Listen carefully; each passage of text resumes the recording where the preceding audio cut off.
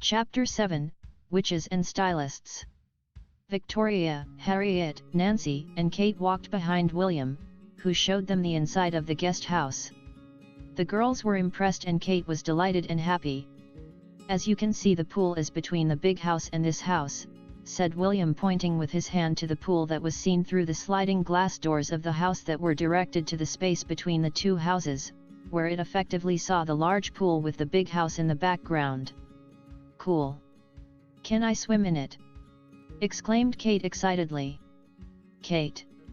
exclaimed Victoria as a reprimand to her little sister. "Of course, Kate. I already said that from now on this is your house. You must feel that you are not a guest but the owner of the house. If you know how to swim, and if your sister gives you permission, you can swim as many times as you want," said William, affectionate and with a lovely smile. "Cool!" Kate exclaimed. "Yeah, but first we will have to install us.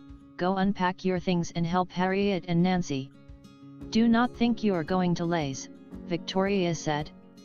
Kate was grumbling to fulfill Victoria's order, while William came to talk to Victoria.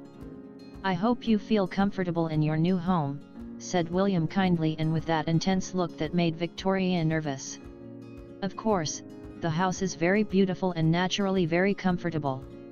"Thank you very much, William," Victoria replied, being kind and sincere, trying to hide her nerves behind a smile.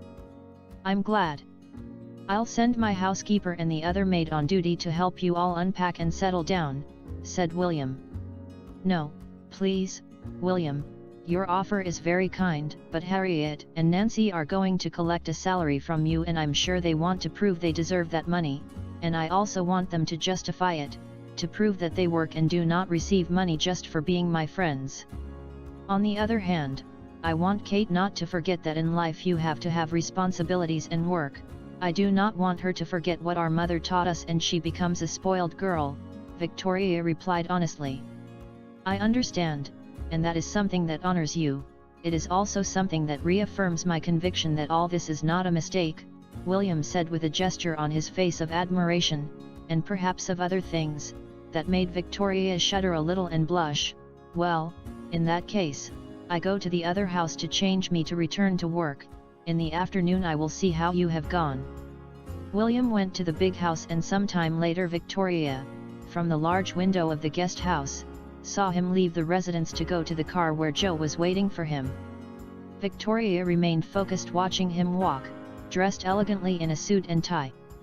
She watched carefully the movements of his legs, of his shoulders and of his arms, contemplating how well his body was dressed in that made-to-measure suit, and admiring his face in profile. Suddenly, as if he had sensed that she was looking at him, he turned to see her in the window and she felt the foolish and childish temptation to hide. William gave her a beaming smile and waved at her, and Victoria responded by greeting him with her own hand and smiling a smile that she was sure must have looked silly and embarrassed. He got into the car and then Harriet approached Victoria. "What a good thing he does not make you horny," Harriet exclaimed with a mocking smile. "Do not be silly, Harriet. I'm still trying to decipher that man, and for the moment I only feel some gratitude for him, although I still do not trust him completely," Victoria replied, appearing somewhat angry. "Of course, you just clean up the slobber," retorted Harriet joker. "Dumb." Victoria protested and turned her back and went to her new bedroom. Some time later Victoria, her friends and sister were relaxed in the living room of the house, resting after finishing unpacking and settling in their new home. They were talking and laughing, and Victoria could forget for a moment the nerves that she felt in a strange and disconcerting new situation, without really believing that a billionaire would marry her and take her and her sister out of a poor neighborhood from London to take them to live in a mansion. The girls were disheveled and dressed informally, and they all went barefoot. Victoria wore a humble short dress slightly above the knees, which had been placed to work, and which had become dirty during the tasks of unpacking and arranging things. She wore her hair loose and disheveled, and her overall appearance was like that of a hippie walking on the beach. Suddenly there was a knock on the door of the house. "I think it must be William's housekeeper. I'm sure he gave her instructions to come and talk to me." "I'd better open the door," Victoria said, gesturing to Nancy not to get up. Victoria went to the door and opened it. Victoria was disconcerted because in front of her was a tall woman with a nice body, white skin, dark hair, and green eyes. She was dressed elegantly, with a dark blue women's jacket and pants set, of a luxurious brand of clothing, and were wearing high-heeled shoes. On one of her wrists, she wore a bracelet that was worth more than Victoria had won in more than 6 months of work as a waitress. The woman saw Victoria from head to toe with a frown and an intense and curious look, not exactly affectionate. "I am Emily, William's sister," Emily said in her accent of an aristocratic woman and assumed an almost solemn tone. Victoria was startled a little and her skin bristled, not knowing why. Harriet and Nancy rose from their seats, as impulsed by a spring, and only Kate remained seated but sticking her head out of the sofa for to see with curiosity. "I imagine you are Victoria," Emily said hypocritically because she knew perfectly well that she was Victoria because she had seen an image of her on a copy of the report commissioned by William, a copy she obtained with her sources inside the company. "Yes, I am Victoria," Victoria said nervously, with a hesitant voice, surprised by the presence of that woman who intimidates her with her look and her tone of voice. "It's a pleasure to meet you, ma'am." Victoria shook her hand and Emily shook it gently, but then Emily looked down to see her own hand when she withdrew it and Victoria remembered embarrassed that her hands were dirty from work with some family memories that she unpacked, and that she had dirtied the delicate hand of her future sister-in-law, that hand that wore exquisite manicure and a ring, with a small gem, that was worth a fortune. "Excuse me, ma'am. I was unpacking some things and cleaning them, and I did not remember that my hands were dirty, excuse me. I did not expect to meet you or anyone else in William's family today. He did not tell me anything, that I was not ready," Victoria replied, apologizing embarrassed. "Yes, that's obvious," Emily said, watching Victoria from head to toe, looking down at Victoria's poor old dress, and staring at Victoria's bare feet. The disapproving look of Emily did not go unnoticed by Victoria. She felt small and insignificant, ashamed and humiliated as if she were a homeless woman at a princess party. "Do not worry, I understand it. I skin the animals that I hunt, sometimes," added Emily, taking a handkerchief from her purse, to wipe her hand. "In any case, I wanted to know you since you're going to be my sister-in-law," Emily added as if she were talking about her brother had been diagnosed a terminal illness. Victoria was nervous and confused, very uncomfortable, feeling that this woman reminded her of a small part of her painful past, a past in which she suffered the cruelest humiliation and felt contempt and mockery. "Ma'am, well, you have more right to be here than me, of course, so maybe you see it as daring on my part, but I wanted to invite you to come on and you sit, and I can offer you something, although of course, it is not my house but it's from your brother, but I just want. Victoria said, trying to control her nerves, trying to anticipate and avoid what it is always threatening her, crouched inside her soul, from that damn event. "I'm glad to see you have good manners, that's a plus point. I thank you for your kind invitation, but I must decline this time because I must return to the job because I am the second most important director of the Mayborn Corporation, after my brother. Victoria, I want to be very sincere with you, because I know you are a young woman, mature for your age, and I think you do not waste your time in nonsense, like me.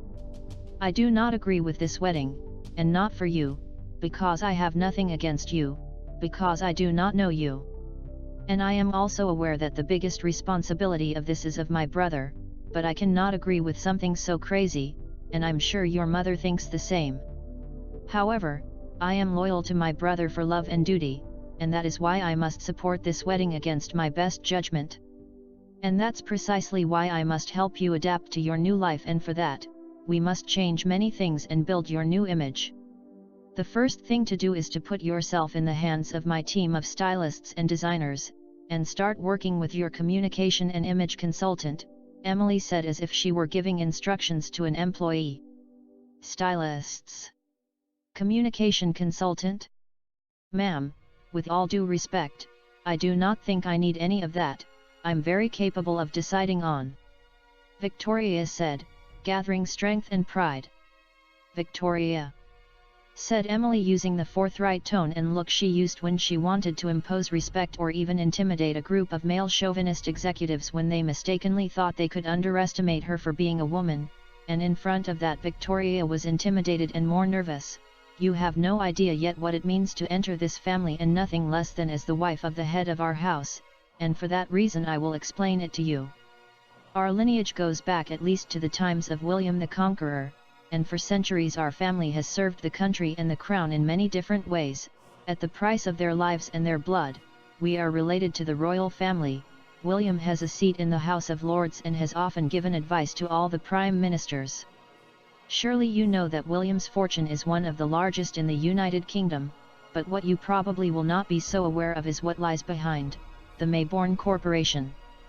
We are one of the largest multinational corporations in the world, but what matters is not the vanity of saying that our family is still in control of such an important corporation and that we earn a lot of money. What really matters, Victoria, is the tens of thousands of people who work for us all over the world, tens of thousands of people whose livelihoods and that of their families depends on the success of our corporation and its benefits. When we expand our operations, for example, opening new factories or starting new real estate projects, we create thousands of jobs and we bring well-being to that site. On the contrary, when we have to reduce or eliminate some of our operations, many people are left unemployed. I do not think I must explain to you how terrible that is, especially to you who come from the working class, said Emily with the severe tone of a strict teacher. Victoria was paralyzed and mute, and she felt the chill in her body and tried to clear her mind so as not to remember the past. So we have a huge responsibility with our employees, but also with our suppliers, with those companies whose employees depend on us to pay their employers on time. We have a responsibility to our thousands of shareholders, with our millions of customers spread all over the world. But we also have other responsibilities with the charitable foundations that we support generously and with the thousands of people who benefit from them both here and in the third world. And of course, the money we pay in taxes is very good for the governments of all the countries where we operate to help their citizens, and we are especially proud of the money we pay to our own government, here in the country. Now, the success or failure of a company depends on a lot on its corporate image but also on the image of its main shareholders and managers.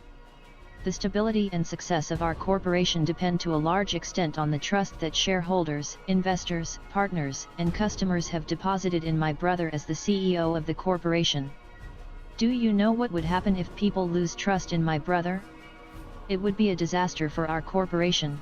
It would be instability and uncertainty, and that could put us at risk of bankruptcy because financial markets do not forgive instability, distrust, and uncertainty. The livelihood of possibly hundreds of thousands of people would be in danger, the well-being of many families. Do you know what the greatest risk is currently for my brother's prestige? I'm going to tell you. When my brother recognized me that he was going to marry you, I warned him that the faith that everyone has placed in him could evaporate, because people could question his mental stability to know that he was going to marry such a young girl, that he has just met, a cafeteria waitress, Emily said in a firm and cold tone, and with an expressionless expression. For Victoria it was like a slap in the face, and there it was again, the feeling of fear that arose from her insides, that feeling that struggled to free herself and take over her body, and become an unbearable physical discomfort. That sensation, that sickness of the soul born of humiliation and shame. She had to clench her fists and repeat in her head the mantra that her therapist had taught her to calm down herself, to try to return the demon to the prison of her subconscious. Upon hearing Emily's words, Harriet's eyes filled with tears and she made a move to go to the place where her friend was with that damn woman to defend her. But Nancy grabbed her discreetly by the arm and shook her head, silently, though Nancy's eyes were also wet. I do not say it with acrimony, it is simply a fact, but if we want your wedding to not harm our corporation and the people who depend on it, we will have to build an acceptable image and build a version of your history that does not arouse so many suspicions. The story of a young, beautiful, and educated student who fell in love with my brother and made him forget his painful past. Emily said, and as she said this her voice trembled a little and a fleeting gesture of pain pierced her sphinx face, but then her cold determination returned. So that people do not lose faith in my brother, so that his credibility is safe, we must transform you from head to toe. You must dress differently, to speak in a different way, behave in public in another way. You will no longer be able to look simple. Emily added, and her eyes went back to Victoria's poor dress and her bare feet, and Victoria felt as embarrassed as if she were naked in the street. And you will need an employee next to you of the corporation, an image and communication consultant who will advise you on every move, every day. You do not marry a man, Victoria, you marry a dynasty and a corporation. You actually marry an institution. Spontaneity is over, the lack of caution is over, and to look like an ordinary girl is over. Old Victoria must disappear, and now we have to create a new one. I hope you understand and collaborate. Victoria needed a moment to process her last words and understand that it was a kind of demand that awaited a response. She nodded her head. Very well, in an hour some of my stylists will be here to start your treatment. Tomorrow I will give instructions to take you to the store of one of my designers. Please, when you go there, wear your best current clothes. Next days will be hard, we must prepare you for the marriage. Commitment is communicated. Well, it has been a pleasure to meet you, Victoria, said Emily. Victoria could barely say a few words and shake Emily's hand to say goodbye. When Emily turned around and left, memories of the past came to Victoria's mind like disordered bursts, confused memories that she wanted to bury. And inside her head, Victoria saw blurred faces of several people around her, faces of people she laughed, of people who made fun of her. Their laughter tormented her, and Victoria recovered that terrible feeling of humiliation, fear, pain. Victoria fell to her knees on the floor, with tears in her eyes and feeling that she was drowning, that she could not breathe. Her friends rushed to help her, knowing that she had a panic attack again. Half an hour later Victoria was still lying on the sofa, with her legs in Nancy's lap, while Kate stroked her hair tenderly, worried about her older sister, and Harriet was standing to smoke a cigarette. Dummy witch, I hate her! Harriet exclaimed, still angry. You've said it several times, Harriet, and you're not trying to stop smoking. Nancy replied as she massaged Victoria's bare feet. I cannot help it, that bitch put me in a bad mood. Harriet exclaimed furiously. At least I must admit that she is sincere, and her arguments, although said in an unpleasant way, have logic, Victoria said with resignation and a certain sorrow. Victoria, do not tell me you're suffering from a Stockholm syndrome, Nancy replied. What?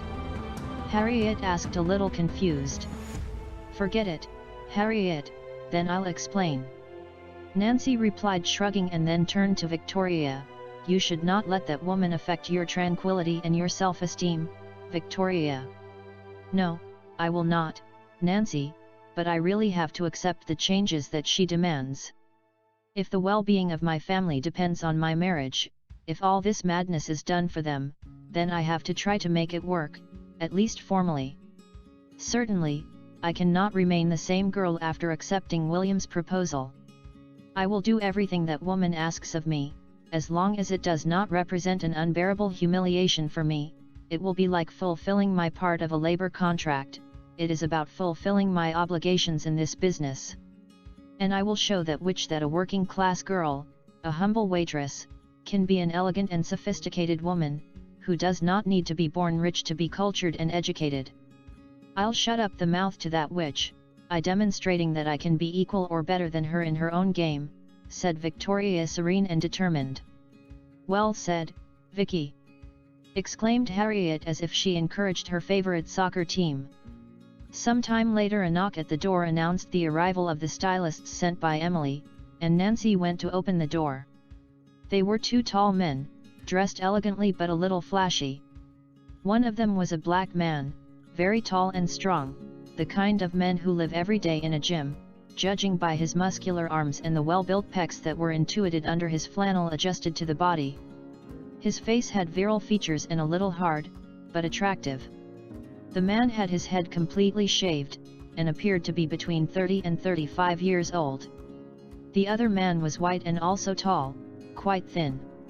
His physical appearance was somewhat androgynous and strange, so rare that although some might consider him attractive, for other people he was a rather common or even ugly man. Those who had lived in the court of Queen Victoria at the beginning of her reign, upon seeing him would have thought that he was Prince Albert, the Queen's husband, since the only difference with him was the clothes, at which would be strange for the Victorians, and the absence of a mustache. Victoria was a bit intrigued to see him.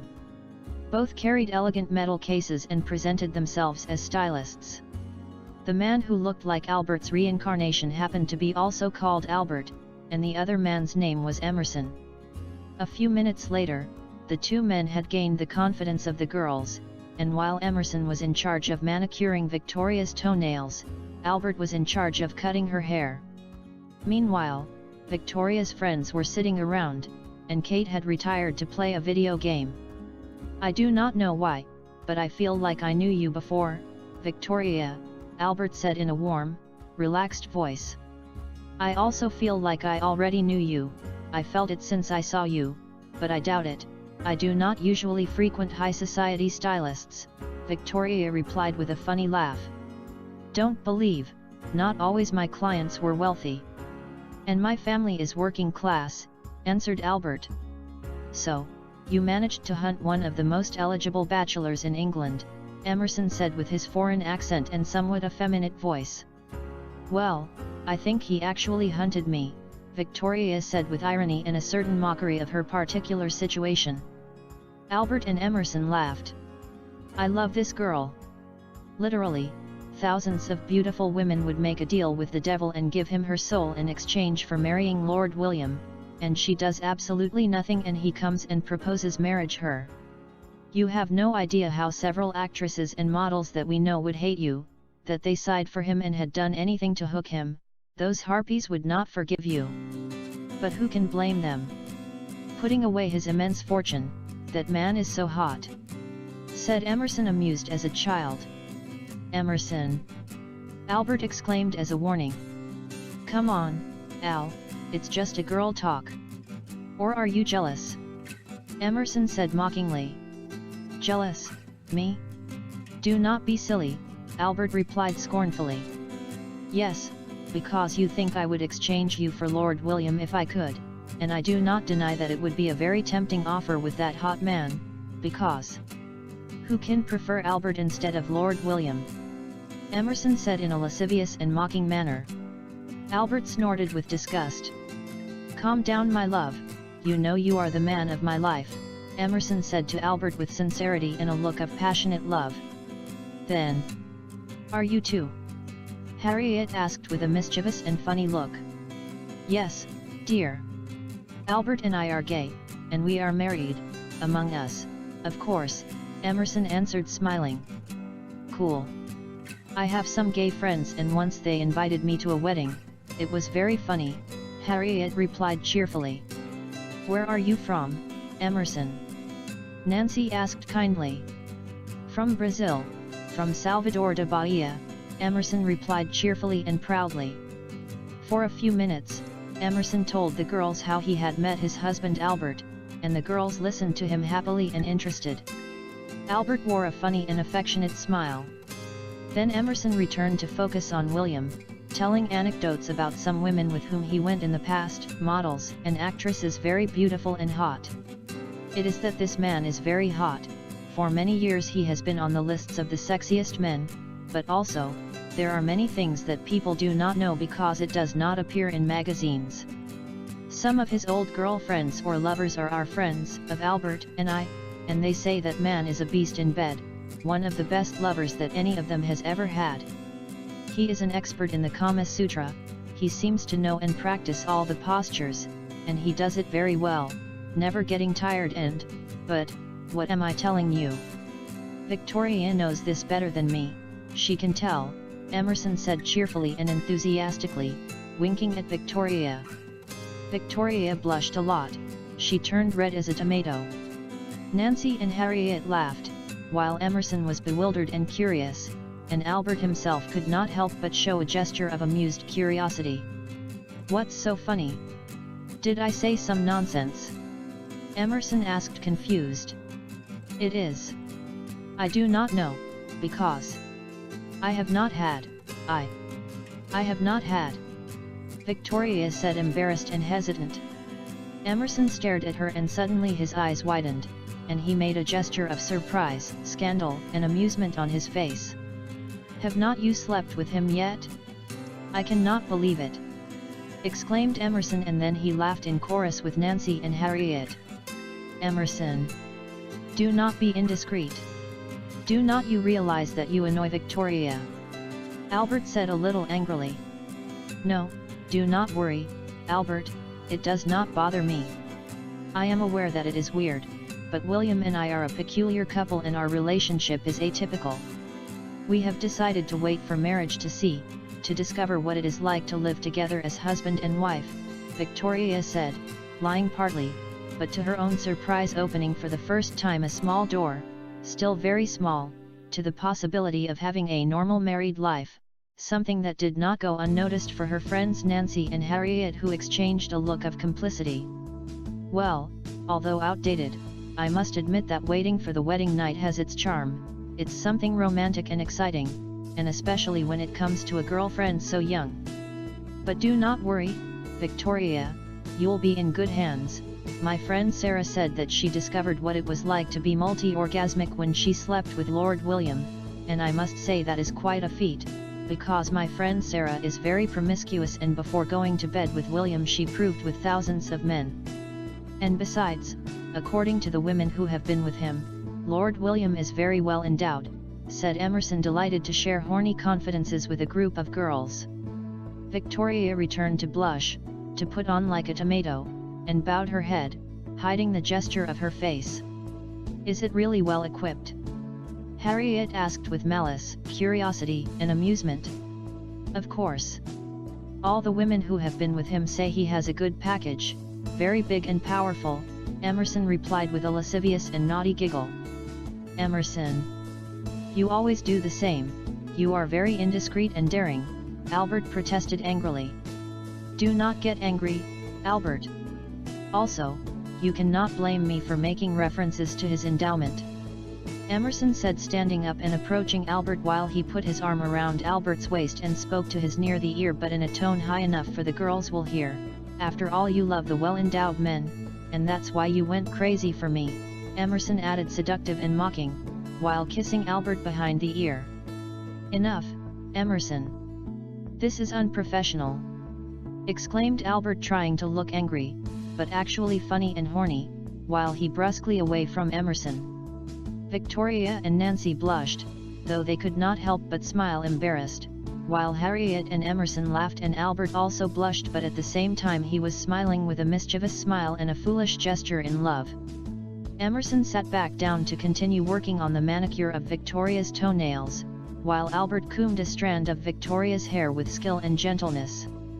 "In any case, I congratulate you, Victoria, you take a good husband," said Emerson, affectionate and sincere. Then Albert chatted with Victoria about her hair, about hairstyles that might be better for the girl. When there was a pause, Victoria took the opportunity to ask questions in her head. "Albert, you've known Emily for a long time?" Victoria asked curiously. "Yes, I've been working with her for several years. She is one of my best clients. I attend her at my beauty center and sometimes at home or in her office. The latter is something I do for very few clients, for the most important, so you can feel privileged," Victoria answered Albert in a friendly tone and with an affectionate smile. "She's pretty unpleasant, right?" Harriet asked seriously, and immediately received a poke from Nancy, and Victoria fulminated with the gaze her. Albert and Emerson laughed. "It's quite a witch, is not it?" "Yes, she is not exactly the most affectionate and sweet woman, and she gives the image of being arrogant and unfriendly, but deep down she is a good person, she is noble and generous." What happens is that despite being rich she has not had an easy life, she has suffered a lot. And she is a naturally distrustful person, as she has to be in such an important businesswoman, who has to fight in the sexist world of the sharks of finance. An executive woman like her always has to be twice or triple as ruthless and hard-working as men to prove their worth, to show that she is worthy of the place she occupies.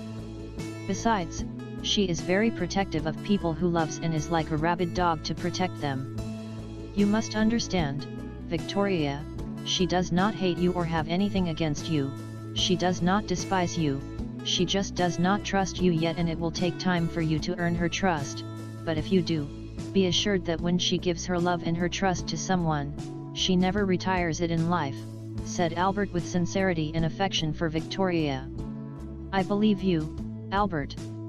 But I hope she does not dedicate herself to making my life bitter while deciding if I am worthy of her trust. Victoria replied with kindness and mocking smile. Afterwards, she became more serious and shy. Albert, did you meet William's previous wife? Victoria asked cautiously. Immediately there was a change in the atmosphere. Emerson and Albert became tense, and their faces darkened, while Emerson looked out of the corner of his eye at Albert, who had been frozen with Victoria's hair in his hands. Harriet and Nancy noticed the change in the couple of men, and they were left in suspense and a little uncomfortable. Victoria felt an unpleasant current of energy, and without knowing why her heart quickened and felt something like anguish and fear. I met her, unfortunately. Albert replied with a tone full of mixed feelings, among which stood out the repulsion, the fear, the contempt, and the pain. It is the darkest and horrible being that I have known in my life, horrible for inside, obviously not on the outside, because she was, or is, a beautiful woman.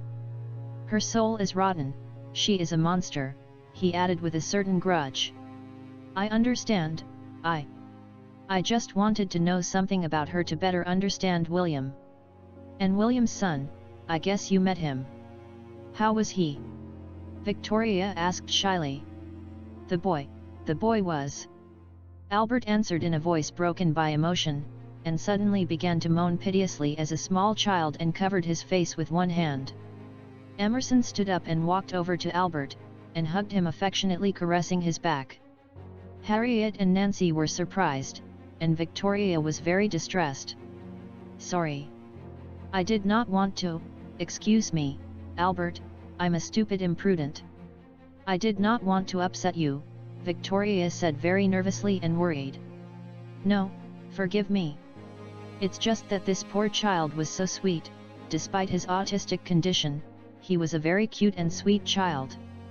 As his aunt was my client, I ended up being the one in charge of cutting his hair since he was little, and I had to have a lot of patience, you know, but with the help of his father, he always cooperated. I have never met a father better than Lord William. That man was very loving and sweet with his son. There was nothing more important in the world for him than his son, and he took care of it with patience and great care. And when the tragedy happened, that poor man was absolutely destroyed, he was broken by the pain. It was so painful, for the boy and his father, and also for Emily, the whole family was destroyed.